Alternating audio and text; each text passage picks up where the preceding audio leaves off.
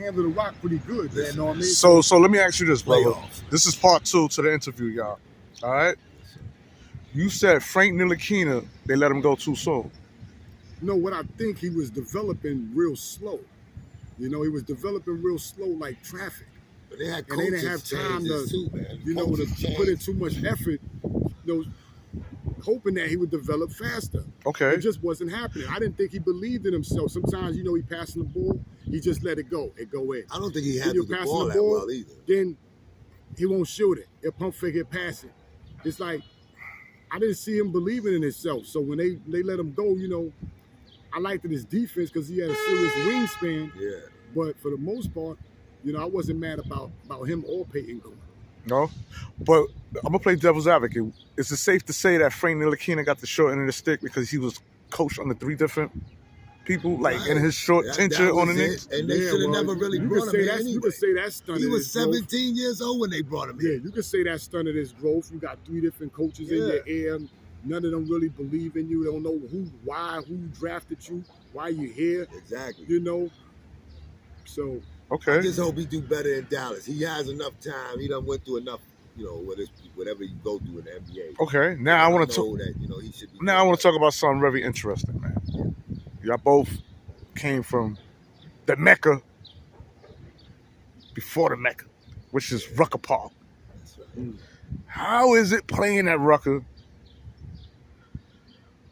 And when I ask this question, man, I want to know, with the players today, right? This is the question I'm asking. Do you really know you can play the game when we speak of NBA status on that level? Once you make it to the NBA? Or do you really know you can play the game once you go to Rucker? How important That's an interesting question. is Rucker? It depends, man. Because see, Rucker had overseas players, NBA players, the best college players, the best high school players, or the best junior high school player that's about to go to high school. Yeah. Like, it was just a whole pot of gumbo when you go to the Rucker. Yeah. You could get like a full summer's development Playing at the Rucker. When I got my name, Booby Smooth gave me my name, right? The Yoda. I was shooting from the corner. My mother was like, he's shooting from the office. Booby Smooth was like, what? The office? He said, yeah, because he's going to work. That's right. That's what your mama said? That's what my mother yelled from the crowd, and that's how Booby Smooth, the day Booby Smooth gave me my name. That's my boy. Smooth. And I'm telling you, like, it's nothing like playing in the Little Rucker or the Pro-Am Rucker. It's nothing like it. Can we name some NBA players starting on with my Knicks, right? Because this is Nick talking and we'll branch out. I played up in the Pro Rucker a lot. No, that you think would get their ass. They need to go to the Rucker and Jordan never played in the Rucker. Nah, Kobe did. Kobe came up there. Did work. The Lord of the Rings. Allen Iverson. Yeah, I was there when he. Allen Iverson came up there. I don't think Jordan never made it up there. I would have loved to see Jordan up there. Who's my man from Maryland?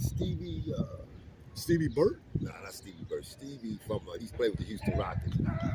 Steve Franchise. Stevie Franchise. Franchise. He came up there. Did work. Yeah, he came up there. They went at it up there. Have you ever seen NBA players get their ass cracked at the Rucker? Listen, man, I see David, that kid David used to play with the Knicks, and my man, the secret weapon, big guy, did them in the Kingdom. Ron Artest did them. Okay, I seen that. That was a hell of a game. I mean, if you already in the NBA and you come to the Rucker, think there's a lot of pressure because people's weight. You just gotta be you, right? It's rough, you man. You gotta be you, but you gotta know this ain't your average competition. Right, it's rough, man. Like, yo, I'm telling you, this is not your average competition. We in New York, we play it's rough. It's street ball, yeah, but we play rough, man, in New York. Yeah. This is physical, man. So, that finesse shit, you started seeing the game lead from the physical because of the fighting, and then it got to finesse, and now it's too fucking nice. You understand what I'm saying to you? You can't have a dirty game of basketball become a nice game. You can't do this, man. This game is too rough, man. You got too many big motherfucking bruises out there, setting picks.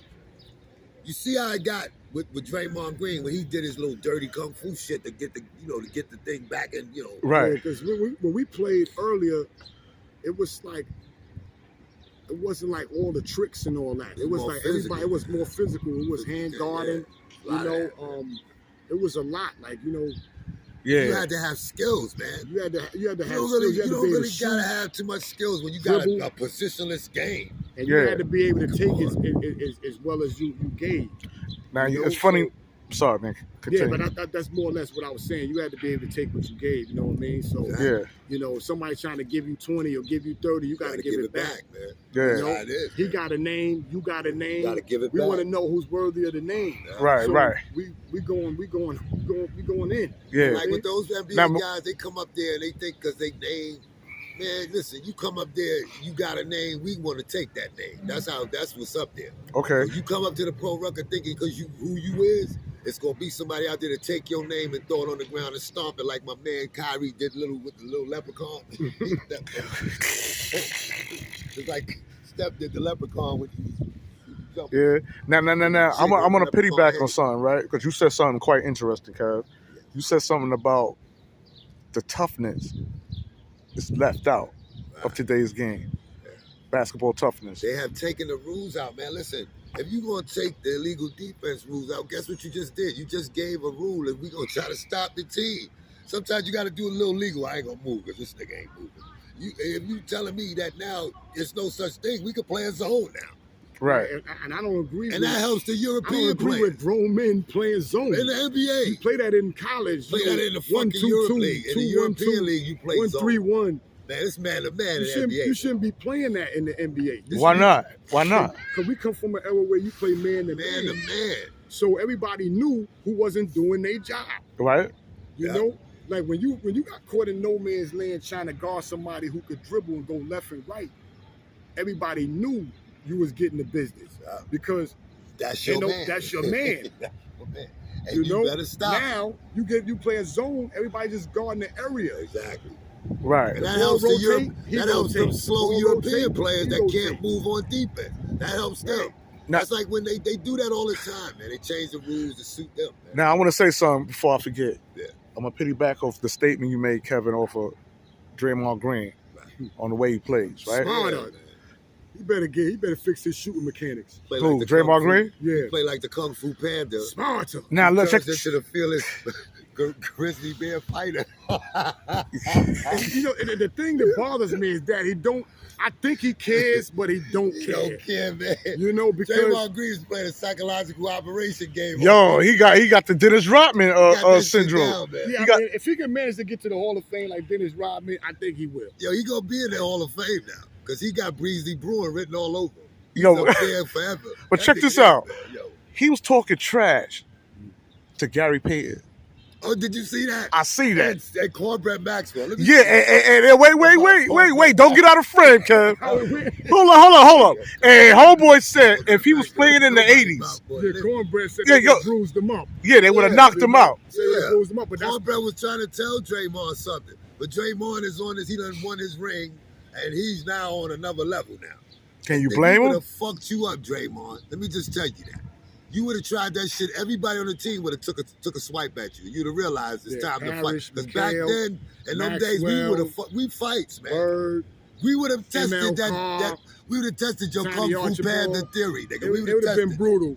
Yeah. It would have been It would brutal. have been brutal. Would have put Lonnie Shelton on him or Rick You know, Mahorn. teams like the Knicks, You crazy. Boston, Detroit, Put Oakley on him. those teams would Imagine really Oakley. bruise you up. Imagine Oakley guard them. I guarantee you, Draymond throw his foot, Oakley grab that nigga and throw him into the basket. I bet you my last $10. Listen, You ain't gonna do that on Kev, him. you played with another Yeah. beast. Xavier, Xavier, dad, you too. the X-Man. He would have tried to Wow. do that. X would have flipped him and hurt him. And man. what was it like playing with X-Man and Dale Ellis? It Kev? was rough. That was a good question, man, It by the was way. rough. I'm talking about practice In with practice, it them. was Let me tell you brutal. something, man. You practice with them for 2 months, you are a serious convict, man. You hear me? Your ass is in jail. You are a convict. You got your shank. So who was tougher, Got- Xavier or Charles Oakley?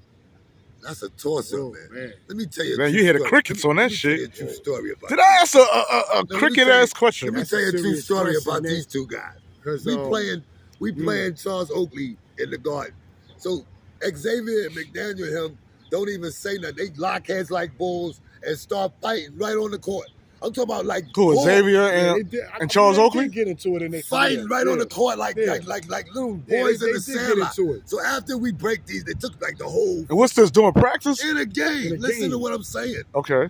We break them up. So at the end of the game, I'm like, worry. I'm like, yo, X, you all right? Yo, man, listen, man, we going to dinner with Charles Oakley. I said, what you said? What you said? We going to dinner? We going to dinner with who? He said, no, we going to dinner with Charles Oakley.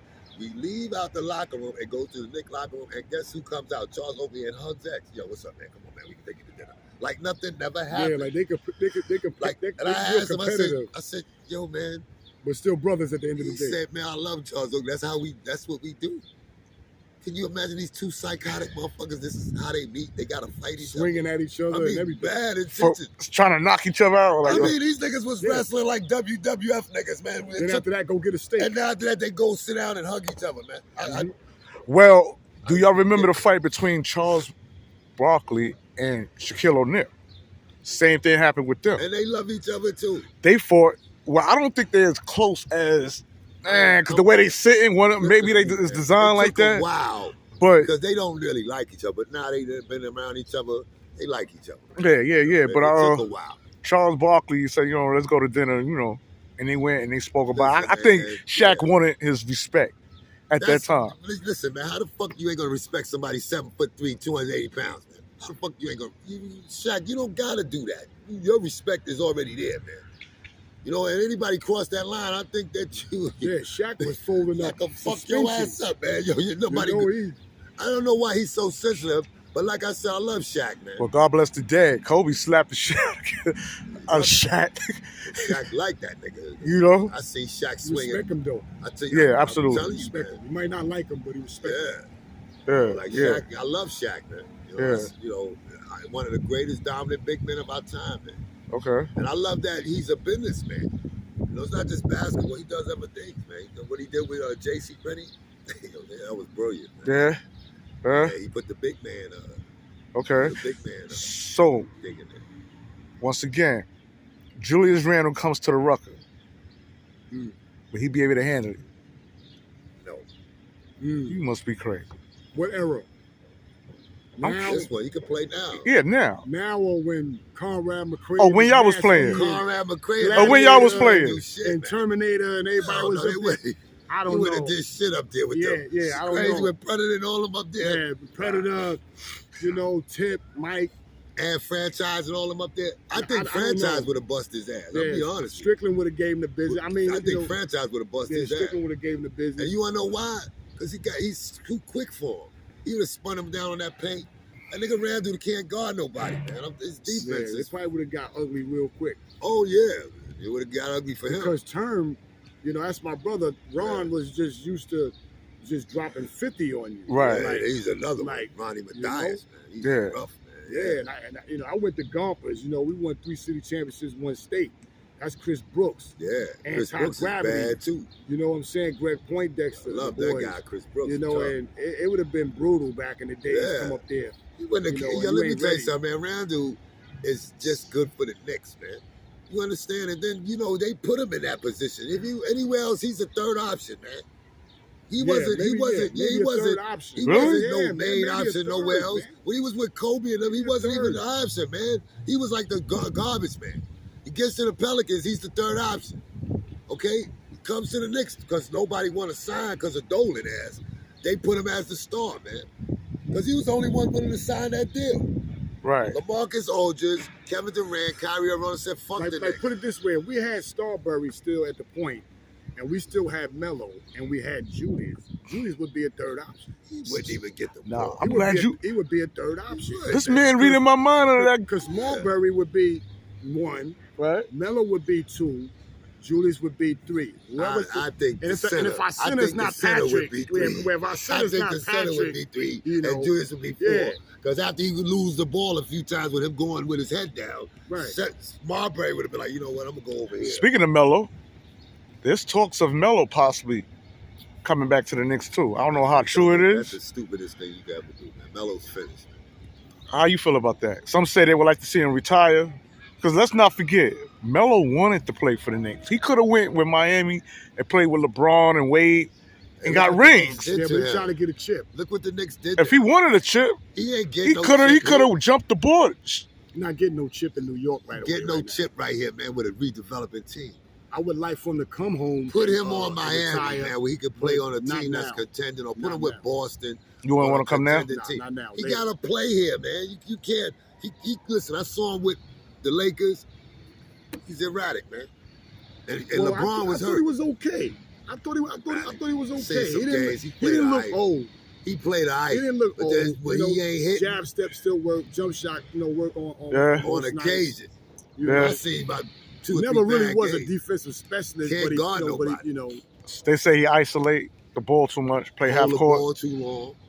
Okay, and you gotta understand, man. But I knew that Lakers team wasn't gonna win anything. That Lakers team reminded me of the one when they had Gary Payton, Karl Malone, Kobe, and Shaq, and they got sent home. And then they quit. Like LeBron and them gave up. Once they start losing, they start taking games off. Anthony Davis faking injuries. But they got a pass because they won in the bubble already, and so they did get one chip. Within the last couple years.